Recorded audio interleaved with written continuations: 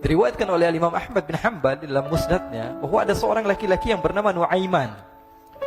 Ini Nuaiman di kehidupan Rasulullah SAW ada orang yang seperti itu gitu. Orang yang sering minum minuman keras. Rasulullah SAW marah, murka.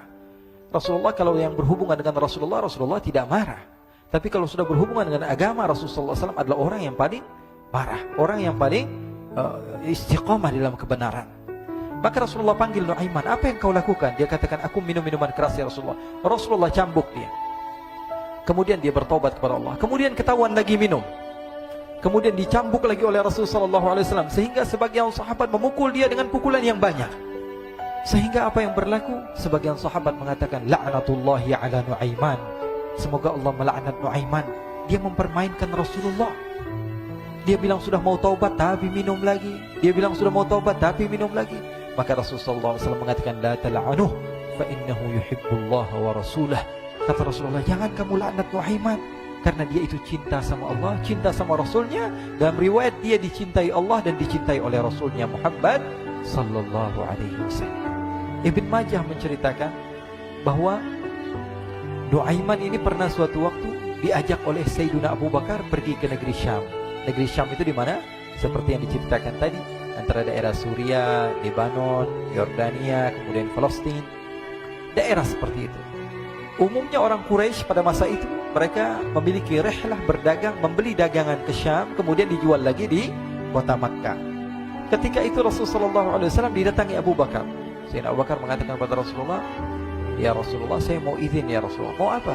Saya mau ajak dua sahabat kamu ini ikut berdagang ya Rasulullah. Siapa kata Rasul? Nuaiman. Kata Rasulullah SAW, Nuaiman kamu mau ajak? Mau ngapain? Biar seru-seruan aja ya Rasulullah. Kata Rasulullah, ya sudah, saya izinkan kamu bawa Nuaiman. Ketika itu Sayyidina Abu Bakar membawa Nuaiman sama satu sahabat namanya Suwaibid ibn Harmalah. Siapa namanya? Suwaibid ibn Harmalah. Ini sahabat Rasulullah SAW yang memiliki sifat yang berbeda-beda. Kalau Nuaiman ini aneh.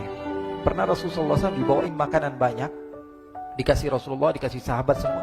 Semuanya sudah makan, tiba-tiba si Nuaiman ini, sahabat Nabi Nuaiman mengatakan kepada Rasulullah, ya Rasulullah, ini yang penjualnya, tolong kau yang bayar ya Rasulullah. Makanan udah habis. Makanan udah habis. Rasulullah SAW bingung, saya yang bayar. Akhirnya Rasulullah katakan kepada sahabat, ayo keluarkan uang, kita patungan, kita bayar. Rasulullah aja dimainin, apalagi kita orang. Sallu ala Nabi Muhammad. Nuaiman diajak Sayyidina Abu Bakar. Kata Rasulullah SAW, benar kamu mau ajak Nuaiman? Iya ya Rasulullah. Diajaklah akhirnya. Diceritakan dalam riwayat Ibn Majah, diceritakan juga dalam Siyar A'lam An-Nubala, diceritakan juga dalam Musnadnya Imam Ahmad bin Hanbal, dalam riwayat Imam Ahmad bin Hanbal. Maka diceritakan Nuaiman diajak oleh Sayyidina Abu Bakar. Sesampainya di negeri Syam, semua dibagi tugas. Fulan bin Fulan kerjaannya ini, Fulan bin Fulan kerjaannya ini, semua memiliki kerjaan. Nuaiman tanya, wahai Abu Bakar, kerjaannya saya apa wahai Abu Bakar? Kata Sayyidina Abu Bakar, kamu mau ngapain terserah kamu wahai Nuaiman. Yang penting kamu ikut saya kan. Kemudian satu di antara mereka namanya Suwaibid ibn Harmalah. Ditanya oleh Sayyidina Abu Bakar, wahai Suwaibid, kamu mau kerjaan apa? Kata Suwaibid, terserah kamu wahai Abu Bakar. Kata Sayyidina Abu Bakar, kamu menjaga makanan, karena saya tahu kamu ini adalah orang yang senantiasa menjaga amanah. Suwaibid ini kalau disuruh maju dia maju, disuruh mundur dia mundur, disuruh ke kanan dia ke kanan, disuruh ke kiri dia ke kiri. Orang yang ikut aja.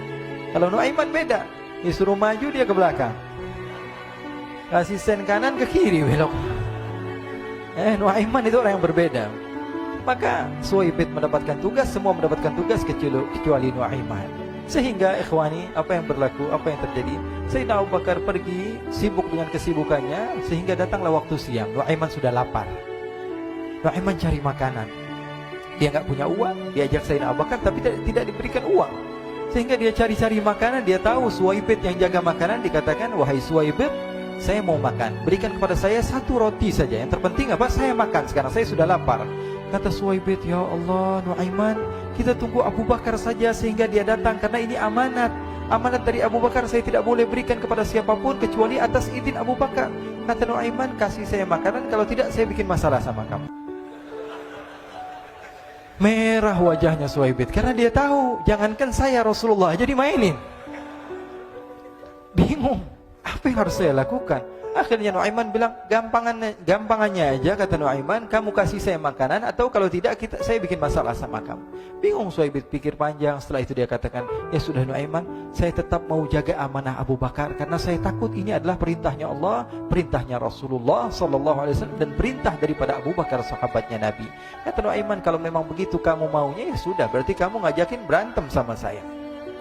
Nuaiman pergi ke pasar. Dia cari-cari tempat penjualan hamba sahaya.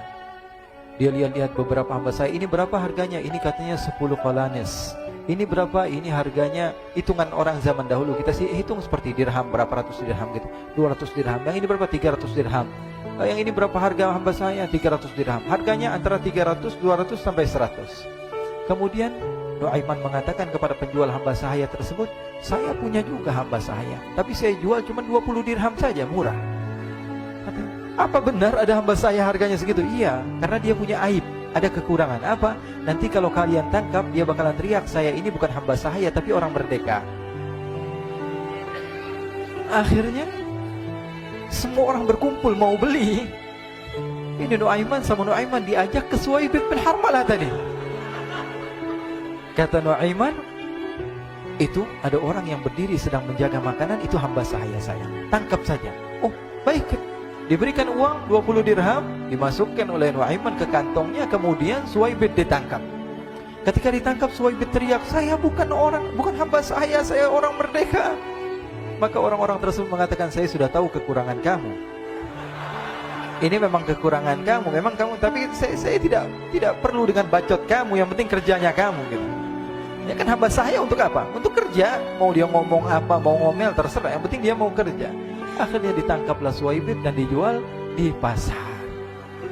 Nuaiman punya uang banyak ini. Dia beli makanan, dia beli minuman, dia beli hadiah buat Rasulullah. Dia beli macam-macam di negeri Syam ini. Waktu itu adalah superpower, adidaya Romawi. Pada masa itu semua barang mahal, tapi Nuaiman banyak uangnya. Dia belanja ini, belanja itu, sehingga Sayyidina Abu Bakar pun pulang. Ketika Sayyidina Abu Bakar pulang, Sayyidina Abu Bakar cari, mana ini Suhaib? Kita semua sudah lapar. Kata Nuaiman dengan mudahnya dia mengatakan, sudah saya jual wahai Abu Bakar. Maka Sayyidina Abu Bakar bertanya, apa yang kau lakukan wahai Nuaiman? Diceritakan oleh Nuaiman dengan jujur. Nuaiman ini orangnya apa adanya, tapi nyusahin. Saya jual. Akhirnya dibawa oleh Nuaiman, Sayyidina Abu Bakar pergi ke mana? Ke pasar. Lalu dibeli lagi oleh Sayyidina Abu Bakar As-Siddiq Suhaib, yang tadinya orang merdeka menjadi hamba sahaya sebentar, kemudian dibeli lagi oleh Sayyidina Abu Bakar. Pulang ke Madinah, kisah ini diceritakan di hadapan Rasulullah SAW. Maka perawi mengatakan, fadhahikan nabiyyu hatta badat nawajiduhu. Ketika diceritakan kisah Nuaiman tersebut dengan Suhaib, Rasulullah tertawa sejadi-jadinya, sehingga gigi geraham Rasulullah SAW nampak di wajah mata para sahabat. Sehingga perawi lain mengatakan, 1 tahun berlalu Rasulullah, setiap ada tamu yang datang kepada Rasulullah, Rasulullah akan ceritakan kisah Nuaiman menjual Suhaib tersebut. Jadi ada ikhwani, jangan kalian kira Rasulullah SAW itu hidup di satu masa sahabat-sahabatnya itu seperti ustaz-ustaz yang khusyuk, yang kayak Habib bin Anis ini banyak. Bahkan ikhwani, mungkin di akhir karena masanya sudah habis, pernah suatu waktu Rasulullah SAW didatangi asyraf, delegasi dari beberapa negara yang ingin mengenal apa itu agama Islam. Sehingga mereka datang ke rumah Rasulullah SAW membawa unta, kendaraan yang ketika itu kendaraan yang paling mahal mereka miliki, itu untanya yang paling mewah. Diikat di depan rumah Rasulullah SAW. Tamunya pun masuk, duduk bersama Rasulullah SAW. Di depan rumah Rasulullah SAW ada beberapa sahabat. Ada Sayyiduna Hamzah. Kalian tahu Sayyidina Hamzah adalah orang yang pemberani. Ada Sayyiduna Umar. Kalian tahu Sayyidina Umar adalah orang yang pemberani. Ada Sayyiduna Ali bin Abi Thalib. Ada Sayyiduna Sa'ad bin Abi Waqqas. 4 sahabat ini lagi nongkrong gitu depan rumahnya Rasulullah SAW, berjaga sebelum Allah Subhanahu wa ta'ala turunkan ayat wallahu ya'simuka minan nas. Ketika mereka sedang asyik duduk, tiba-tiba Nuaiman datang. Ini Nuaiman kalau datang pasti bikin sesuatu yang aneh. Bahkan dikatakan tidaklah Rasulullah SAW dalam keadaan bersedih, kecuali Nuaiman datang Rasulullah akan tersenyum. Jadi sebagian sahabat itu senang kalau sudah Nuaiman datang, pasti Rasulullah bahagia. Tapi ketika itu Nuaiman datang, ingin duduk bareng-bareng Sayyidina Hamzah. Sayyidina Hamzah katakan kepada Nuaiman, bercanda begitu. Nuaiman, kamu lihat unta orang datang dari luar Arab ini. Lihat, kata Nuaiman, ini besar banget ini, badannya besar gitu. Dagingnya pasti banyak. Iya nih, kalau kita sate enak nih ntar malam. Kata Nuaiman. Kata Sayyidina Hamzah, apakah kamu berani? Kata Nuaiman, saya berani aja asal kalian gak bilang sama Rasulullah. Kata Sayyidina Hamzah, benar wahai Nuaiman, benar kan? Akhirnya Sayyidina Hamzah lupa masalah itu, cuma bercanda-bercanda saja. Sayyidina Hamzah lagi asik sama Sayyidina Umar, Sayyidina Ali. Tiba-tiba apa? Ternyata ketika dia melihat unta tersebut sudah pisah antara kepala sama badannya. Nuaiman mengatakan, wahai Hamzah, ini unta saya sudah potong, saya mau pergi sebentar. Kalau Rasulullah cari saya, tolong jangan beritahu di mana saya. Nanti kalau keadaan sudah aman, mari kita nyate bareng-bareng. Ini ada yang seperti itu di zaman Rasulullah SAW. Maka dia pun berlari dan berlari mencari satu tempat supaya Rasulullah SAW dia selamat daripada Rasulullah SAW. Sehingga Sayyidina Hamzah bingung, ini kalau Rasulullah keluar gimana? Ada Hamzah Asadullah, ada Ali bin Abi Thalib, ada Umar, gak bisa jaga kendaraannya, tamunya Rasulullah SAW. Akhirnya benar apa yang terjadi, ikhwani. Rasulullah SAW tamunya mau pulang. Ketika dia buka pintu tamu melihat apa? Untanya sudah begitu. Mereka teriak, wa naqatah, unta kami wahai Muhammad. Baru mau kenal Islam, unta kami, kendaraan kami sudah dibuang. Rasulullah SAW lihat Sayyidina Hamzah, lihat Sayyidina Ali. Mereka gak bisa ngomong, mereka hanya bilang apa? Nuaiman ya Rasulullah. Rasulullah perintahkan Sayyidina Umar, wahai Umar, sekarang kamu ambil uang, kemudian kamu gantikan, kemudian kamu berikan 2 kali lipat daripada harta unta ini, sehingga apa? Agama Islam tidak didengar dengan sesuatu yang tidak baik di luar sana. Akhirnya diberikan harta, diberikan unta yang baru dan diberikan harta yang lebih untuk orang tersebut, sehingga orang tersebut tidak menjelek-jelekan agama Islam. Kata Rasulullah SAW, dan sekarang waktunya kita balas dendam sama Nuaiman. Nuaiman ternyata berlari tempat yang jauh sampai hampir keluar dari kota Madinah.